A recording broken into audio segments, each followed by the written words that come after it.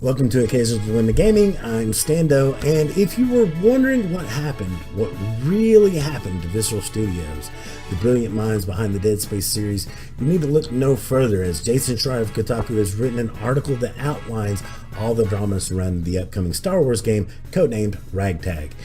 In the article, he interviews several former employees and some current EA execs, and now we finally see the puzzle pieces take shape and outline all the problems that the game had. Of course, this is a long article with lots of quotes, and I'm only going to be giving you the condensed highlights, but for the full article, I'll post it in the description below. The problems can be traced all the way back to Dead Space 3.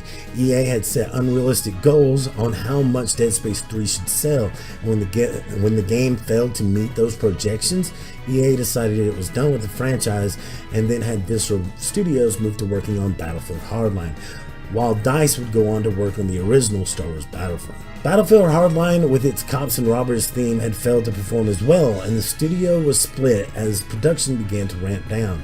Half of the team stayed to work on DLC and patches for the game, and the other half went to work on the ambitious Ragtag. This created some friction in the studio, as the ones left to work on Hardline felt like they were the bottom feeders, or the ones that went to work on Star Wars were the chosen ones, or MVPs. Amy Hennig was brought on as creative director to the project, and if you aren't familiar with Hennig, she was also the creative director on the Uncharted franchise before leaving during the production of Uncharted 4 due to some inside quarrels.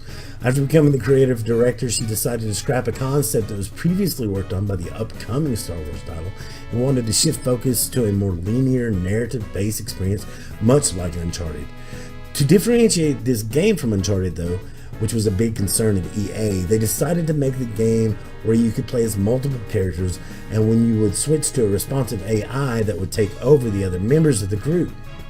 The story would revolve around a character named Dodger, who would serve as a mirror counterpart to Han Solo, and he would have a team, and switching between team members would allow them to tackle situations in different ways. For example, having one team member turn off lights while another one took out some droids. Almost everyone who was asked about the game said that it was awesome.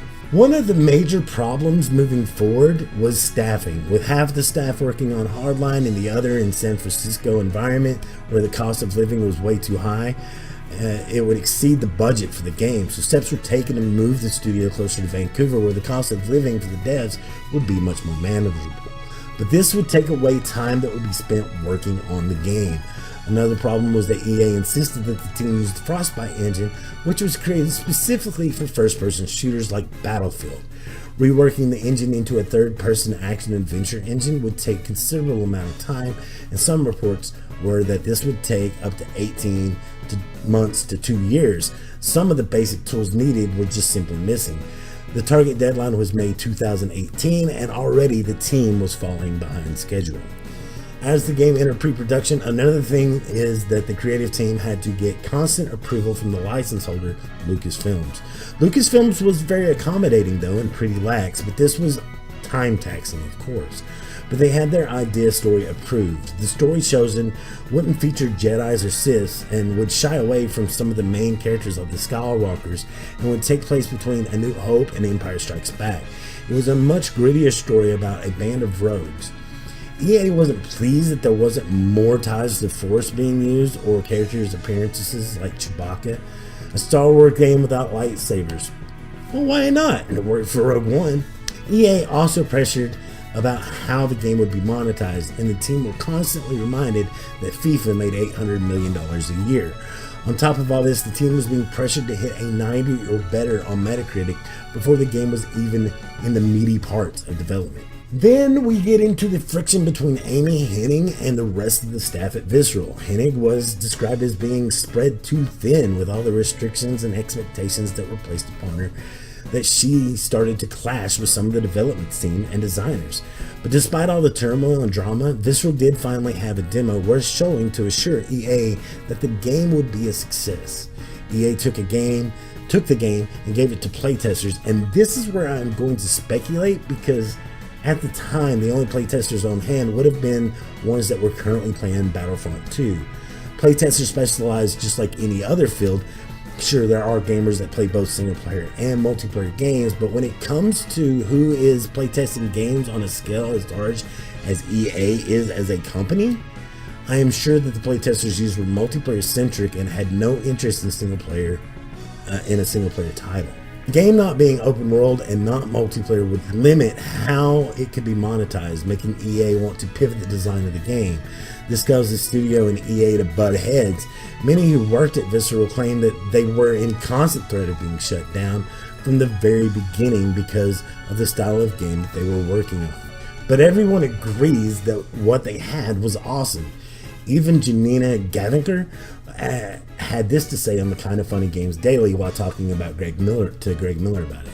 Industry works in silos and nobody gets to talk to each other, and you are working in quiet, in silence for half a decade, and then suddenly your game gets canceled, and it's devastating. I was just hanging out with Amy Hennig and Todd Stashwick, and oh, I almost said something. Okay, anyway. And Kylo Loren. No. And the entire cast of, the Visceral game. The Visceral game, And Ragtime. I'm devastated. I'm not even in the game. Yeah. I'm devastated. Sure. I can't believe it. Well, I mean, you know how many people are attached to it. I have seen a lot of the game. Exactly. It was stunning. Yeah. Stunning. Yeah. Stunning. It was Uncharted, but it was Star Wars, which sounds awesome. And when Amy got hired incredible. there, I was like, oh my God, yes. Are you kidding me? I just am like making a series of noises of exasperation, but it was just so beautiful and so dope. Yeah. And I'm devastated as her fan, Yeah, exactly. and Todd's fan, Yeah. like when I found out, I was like, I texted Todd and I was like, where are you? I will drive to you right now. And a weird thing happened. It turned out that he lives exactly a block away from me. And so we just hung out for a while, and then he showed me everything. It was just, I can't believe it. Yeah. I can't believe it. That's when, So where do you come down? Are you, while you've been heads down working, yeah. games as a service, the death of the Listen, single I don't even player. play multiplayer. Yeah. So I'm like, that's how I feel about it. Yeah. But I also feel like the future of this industry is based on the data that we give them about our habits. So if you don't like it, then don't give it your money, and support story, and support specifically independent games that are story first. Yeah. Where your money goes is actual data that these companies base what they focus on to keep their lights on. Sure. So just, if you hate it, don't do it. Don't. Yeah. Vote with your wallet, is what we talk about. You actually can make a difference, but just know that every single move you make is data that is being fed into a system that makes decisions about the entire industry. Right. And if you don't know who Janina Gavinker is, she is the lead actress in the upcoming Star Wars Battlefront 2 single-player campaign. I have no doubt in my mind that this is a game that fans of Star Wars and fans of single-player games would have enjoyed. And at the end of the day, it's a real shame that big business won out. Perhaps we will see another market shift in the future, but one can only hope. Were you looking forward to playing this game? How do you feel about the closure of Visceral Studios? And where do you think Amy Hennig will end up next? Let me know down in the comments below.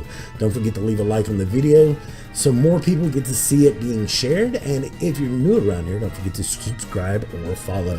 Thanks so much for watching my video. And remember that I love your face. And I'll catch you on the flip side. Have a good one.